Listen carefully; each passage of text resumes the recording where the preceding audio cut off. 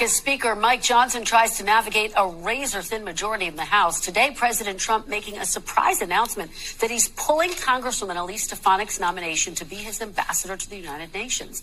Post on Truth Social, President Trump defended his decision to pull the nomination, writing, quote, "With a very tight majority, I don't want to take a chance on anyone else running for Elise's seat."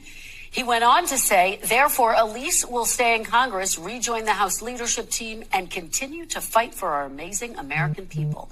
Joining me now is Mel Zanona on Capitol Hill. Mel, thanks so much for bringing this breaking news to us. This is just extraordinary. Speaker Johnson already trying to navigate his incredibly slim majority in the House as they navigate having to deal with the debt ceiling and the rest of the Trump agenda, right? Right. There have been a lot of dynamics at play here. The concerns about the razor-thin majority in the House has been something that's been an ongoing concern both for the White House and for Speaker Mike Johnson. That's the reason why it took so long in the first place to get her delayed. Her nomination has just been sitting on ice despite being overwhelmingly approved through the committee process.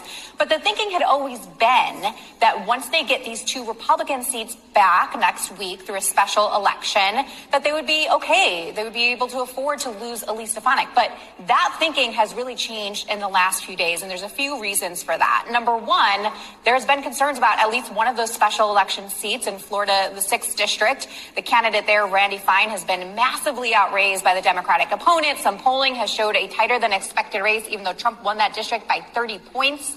And so Trump and other JP leadership have really had to intervene, and that's been really frustrating and kind of spooked them a little bit. Even though they do think ultimately that Republican candidate will win, it has made them realize that this prospect of future special elections, including for Elise Stefanik's seat, could be a problem for them. And then number two, I think perhaps the bigger dynamic at play here is just that the White House and Donald Trump are seeing how difficult governing really is on Capitol Hill as they're trying to push through this massive domestic policy agenda. They really can't afford to have many defections. They can't afford to have any more members leave. And so I think ultimately that is probably what was driving the decision to try to keep Elise Stefanik here in the House.